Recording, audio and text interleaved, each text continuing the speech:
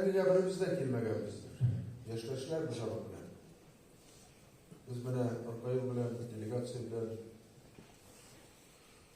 Горно-Алтайга барган.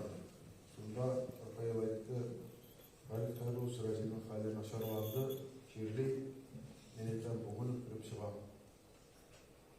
Исән чагында өйләренә кереп, кул биришеп, үзгә күз карап, рәхмәтемне әйттем, саубуллашкан кылды. Китәмен дип Хайрус. Мен әйтәм, ашыкма. Син гаиләңә кирәк, безгә кирәк, җәмгыятебезгә кирәк, республикага кирәк кеше.